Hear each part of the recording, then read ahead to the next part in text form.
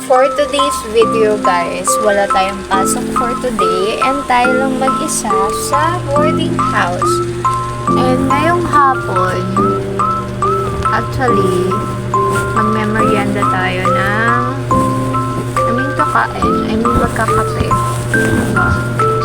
Ayusin natin yung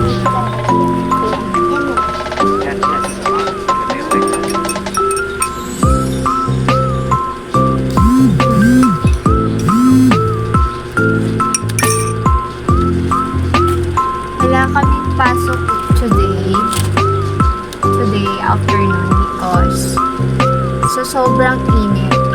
May news kasi na nabalitaan, may nahimatay sa sobrang init. So, nag-post ng memorandum na wala kaming pasok but online class. Ayun, maaga yung uwian namin. And today's video, and magkakape tayo guys. If you are, guys, hindi pa ako masyado marunong sa vlog. Parang pinag-iisipan ko pa. Ipupush ko kaya? Parang iyaano ko kaya? Kasi minsan, may mga times na ayan na naman siya, vlog naman siya. Sasabihin nila, ayan na naman, cellphone, video, picture. So, parang wala tayong confidence na mag-vlog sa labas minsan. So, yung ginagawa ko na lang, secret video, hindi naman. Kasi minsan, busy din naman sa school. So, wala tayong ginagawa. Busy sa school, kaya hindi tayo nakapagawa ng video. And, ngayon, wala naman gaano. Kakatapos lang namin ng exam. And, if you're asking, ano ba naman yun? Hindi ako pure Tagalog guys hiligay nun yung salita namin dito. So, kung gusto nyo magpaturo ng hiligay nun, mag-comment lang kayo dyan sa baba kung ano yung gusto nyong ipaturo na salita.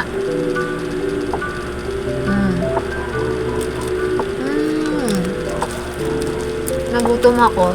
So, ako lang mag-isa sa kasi umuwi na sila. So, kasi sa akin, ang layo pa ng bahay namin. Ang layo ng bahay namin mula sa school sa bahay namin. Almost 1.5 hour yung bahay namin papunta dito sa school, sa dorm ko na to. So, sa dorm na to is 5 kami. Dati ako lang isa dito. Pero, nasa kabila kasi sila. So, may mga dumating. First year, then kami na yung 5 kami yung andito ngayon. And then, balik tayo sa bahay. 1.5 hour yung biyahe. So, sasakay ka pa ng bus. So, ngayon, malimit lang kasi yung bus na papunta sa amin. So, kaya hindi ako umuwi. Yung kanila naman is parang malalapit lang din naman yung kanila. So, umuwi sila. Ako, bukas pa ako. Tomorrow pa ako alis. Napapansin nyo, isa lang yung parang book dito. Yan? Parang natali ko siya. So, natali ko siya, hindi ko na siya makuha. So, ginapit ko na lang. So, hindi yan bangs.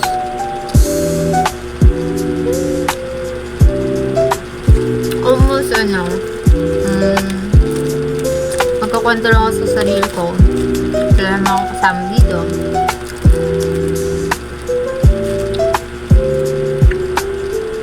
And then, hindi ko pa siya pinupost hindi ko pa siya inaano yung sarili ko na mag-vlog. Kasi minsan, nakakaano din. Parang,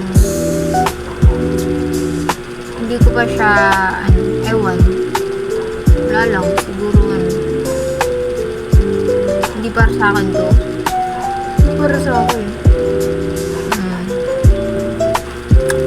Ganun.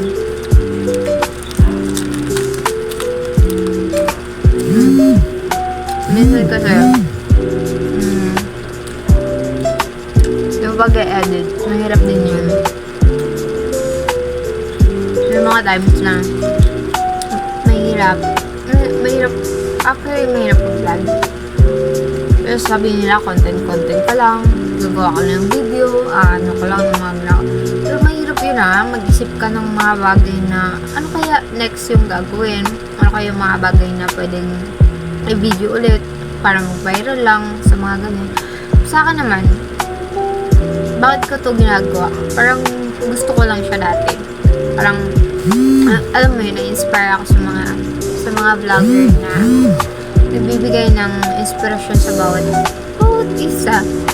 Hindi naman, parang gusto ko lang talaga siya. Pero wala pa talaga akong confident, gaano ka confident mag-vlog through sa labas. So, tinatry ko naman siya minsan mag-video.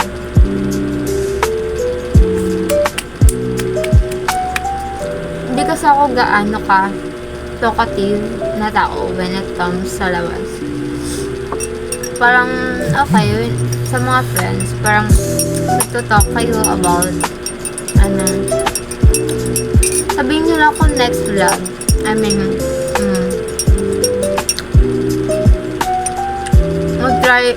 mag-try ako hambal sa amon hambal.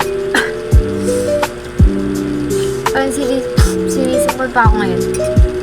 So, kung may gusto kayong matutunan, I mean, kung gusto nyong malaman, actually marami naman vlogger na ilagay nun, magsalita ng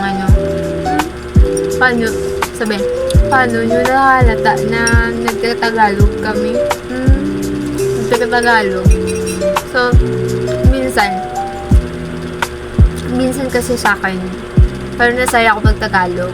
So, minsan nawawala yung tono. Pero minsan, andun pa rin, syempre. Kasi syempre, yun, kinalakihan mo yun kinalakihan mo yun na salita. So, nababanggit mo pa rin naman siya. Tapos sabihin na, may mga nagsasabi din naman na, ay, bakit ka marunong mag-Tagalog? So, sabihin ng ganun. Bakit bobo ba kami para hindi marunong Tagalog? Hindi naman sa ganun, pero may mga times na hindi talaga marunong yung iba. May tono talaga. Sa city kasi, yun nga, may mga tono-tono. Pero iba-iba naman Iba-iba naman, depende talaga sa pagiging hiligay nun or salita namin dito. Ayun lang guys. Naubos ko na siya. Hindi pa pala, meron pa isa. Next time, namin mag-story ako basta hindi nyo maintindihan. Kay Kamilang Perme gatawag sino Kamilang Perme ang ga-adjust sa mga Tagalog maghambal. So, to language, kabalo kami maghambal dire hiligay nun. And then marunong din kami magsalita ng Tagalog. You know what? English? So yan na lang guys for today's video.